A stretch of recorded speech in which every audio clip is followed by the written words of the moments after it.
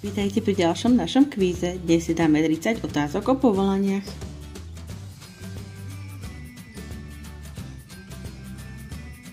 Kto lieta lietadlom a vozí ľudí do iných krajín? Učiteľ, inžinier alebo pilot?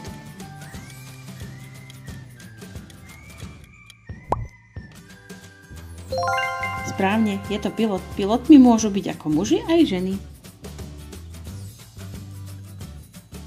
Aký nástroj potrebuje lekár, aby počúval srdce? Kladivo, stetoskop alebo pravítko?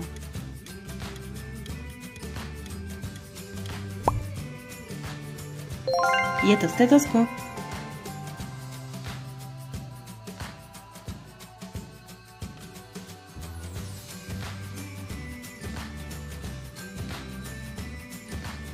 Za kým zájdeme, keď nám treba ostriať vlasy?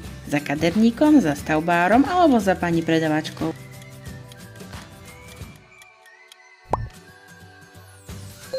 Vynikajúco, za pani kaderníčkou alebo pánom kaderníkom. Čo robí pekár skoro ráno? Spí, pečie chlieb alebo šoferuje autobus?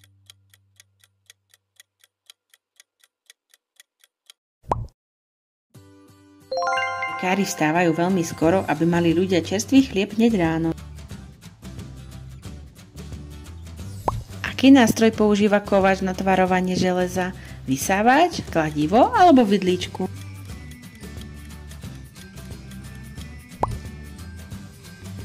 Skvelé, je to kladivo. Kováči pracujú s rozžareveným železom pri vysokých teplotách. Kto nám prinesie listy a balíky do schránky? Hasič, poštárka alebo maliar?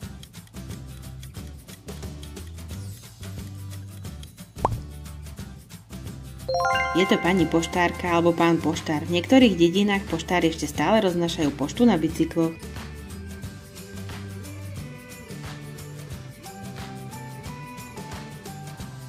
Prístroj používa astronaut na dýchanie vo vesmíre.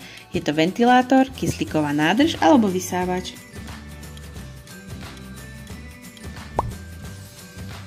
Bez skafandra a kyslíka by astronaut vo vesmíre neprežil ani pár sekúnd.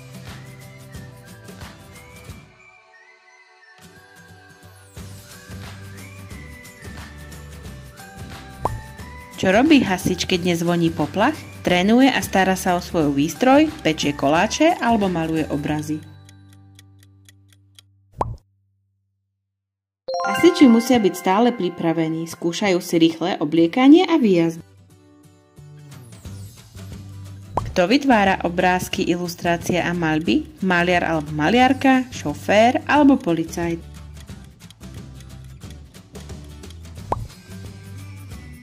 Výborne, je to maliar alebo maliarka. Prvé maľby boli na stenách pravekých jaskýň. Za kým zájdeme, keď sa nám pokazí auto? Za krajčírom, za obuvníkom alebo za automechanikom?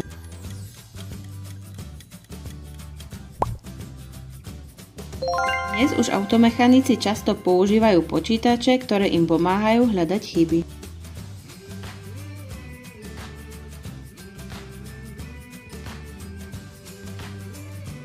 Poznáš povolanie podľa nástrojov?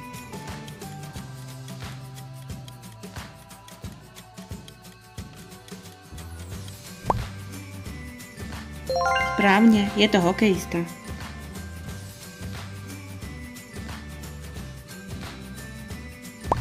Aký nástroj má hudobník v dýchovej kapele? Bubon, trúbku alebo pravítko?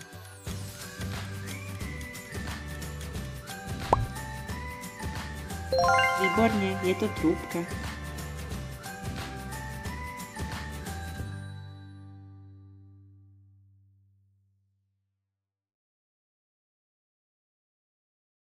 Za kým zájdeme, keď si chceme požičať alebo kúpiť knihu? Za pani knihovníčkou, za zdravotnou sestrou alebo bratom, alebo za pánom ručnovodičom? Správne, za knihovníčkou. Knižnice sú často zadarmo a nájdeme tam aj rozprávky a hry pre deti. Čo robí učiteľ, učiteľka v škole?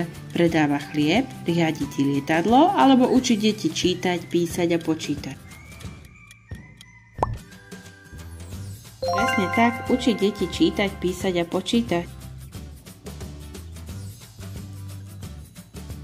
Aký nástroj potrebuje hudobník bubeník? Bicie, gitaru alebo husle?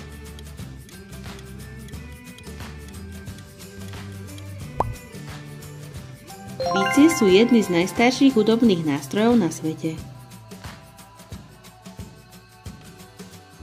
Kto sa stará o choré zvieratka? Záchranár, policajt alebo pán zverolekár?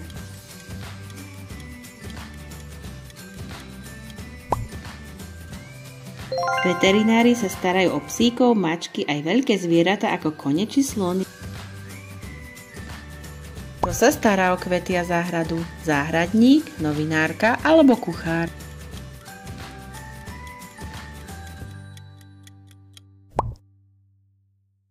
Záhradníci pomáhajú nielen rastlinám rásť, ale aj parkom byť krásnymi.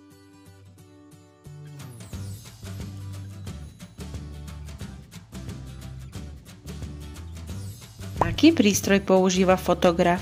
Fotoaparát, cesto alebo pílku?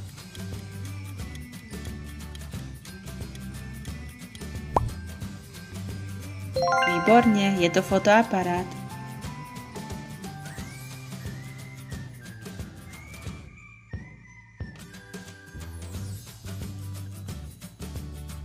Za kým zájdeme, ak chceme postaviť nový dom? Za pani kozmetičkou, za pánom múrárom alebo za pánom chemikom? To pán murár alebo stavbár. Stavbári používajú tehly, betón a miešačky.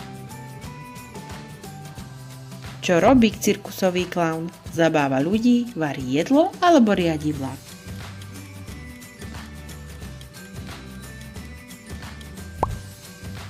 Klauni existujú už stovky rokov a sú obľúbení hlavne u detí. Spojíš povolanie s predmetom, ktorý pri ňom používame?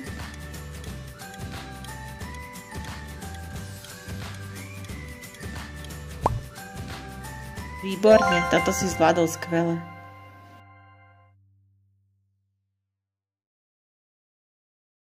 Za kým zájdeme, keď nám treba opraviť pokazený počítač? Za pánom smetiarom, za tetou lekárkou alebo za IT technikom? Áno, je to IT technik. Dnes je programovanie jedným z najžiadanejších povolaní na svete.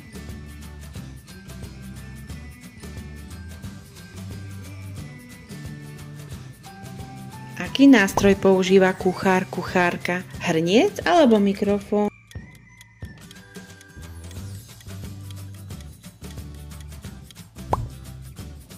Správne, hrniec. Kuchári vymýšľajú nové chute a často tvoria jedlá ako malé umelecké diela.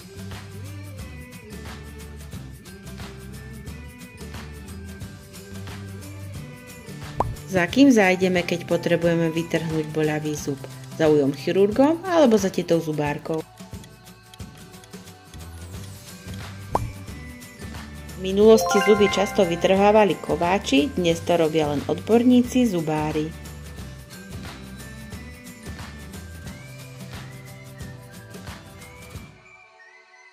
Čo robí architekt? Hrá na bubon, navrhuje domy a budovy, jazdí na lodi.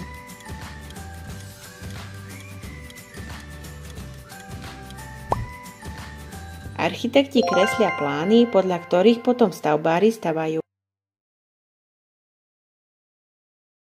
Čo robí hrnčiar? Strihá vlasy, riadi lietadlo alebo vyrába nádoby z hliny.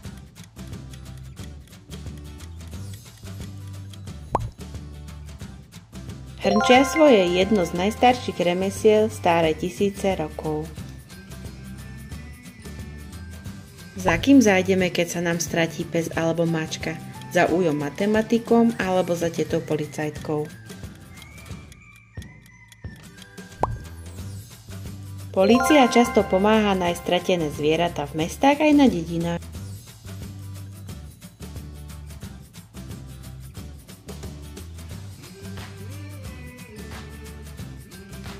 Čo riadi vodič električky? Električku alebo autobus?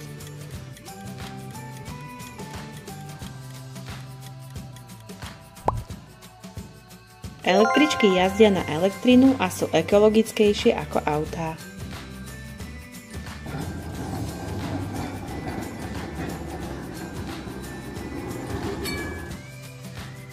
Aký prístroj používa učiteľ hudby? Lopatu, hudobný nástroj alebo metlu?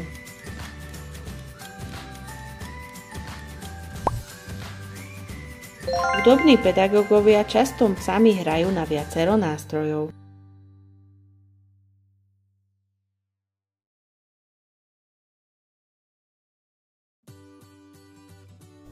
Za kým zájdeme, ak chceme, aby nám niekto opravil roztrhané nohavice? Za krajčírom, za montérom alebo za pumpárom?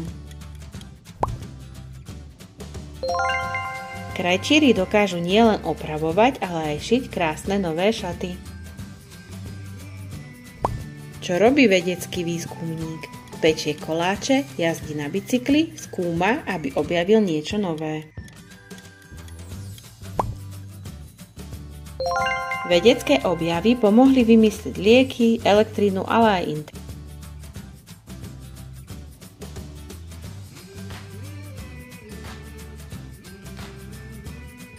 Poznáš podľa predmetov, na aké povolanie myslím?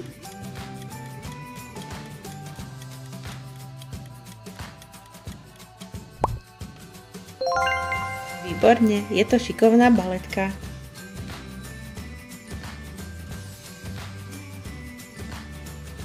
Ak sa ti toto video páčilo, na našej stránke ich nájdeš viac.